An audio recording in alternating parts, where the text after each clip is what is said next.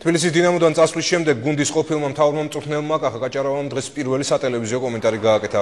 პოსტის დატოვების ერთ-ერთ მიზეზად კაჭარავამ გუნდის ბოლო ორი წარუმატებელი მატჩი დაასახელა. დინამომ შაბათ ზუგდიდის ბაიასთან ფრედ 0-0 ითამაშა.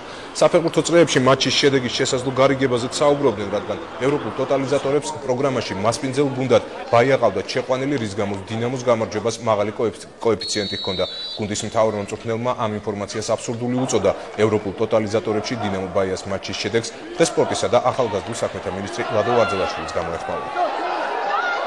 ეჭვს არ მეპარება იმას, რომ ფეხბურთელებს უნდათ ამ თამაშის 100%-იანი მოგება, იმიტომ რომ მარტო იმისათვის რომ ყოველთვის დაეჩვენებიათ, რომ ეს იყო არასწორი და ნახდად აღმოჩნდა, რომ ეს არასწორი იყო, უბრალოდ ელემენტარული შეცდომა იყო. ჩატყობაზე საუბარი ზედმეტი. გამორიცხულია, მაგრამ საერთოდ საუბარი აღარ მჭირდება, იმიტომ რომ მე ისე ვარ დაწუნებული მაგ იმაზე, რომ არც ერთი ფეხბურთელი, არც ერთი ხელმძღვანელი და არც თვითონ მე მაგაზე შემიძლია 100%-იანი გარანტია მოგცეთ, რომ ამაზე ლაპარაკი ზედმეტია. მე დამირეკა გუბატყავაძემ, როცა დაიდო რაღაც საიტებზე, ევროპულ საიტებზე დაიდო რაღაც კუშებზე და მთხოვა, რომ დიდი კონტროლის ქვეშ ყოფილიყო, მე გადავურეკე და გავაფრთხილე ყველა საჯები, დამკვირვებელები, მაგრამ როგორც ვიცით, იყო ტექნიკური შეცდომა, არანაირ მოლაპარაკებას და არანაირ იმას არ ქონდა. თუ ესეთი რამე მოხდა, აუცილებლად კაცრად უნდა დაისაჯოს ყველა ის პირი, მონაწილეც და განხორციელებელიც და ჯერჯერობით ჩემთვის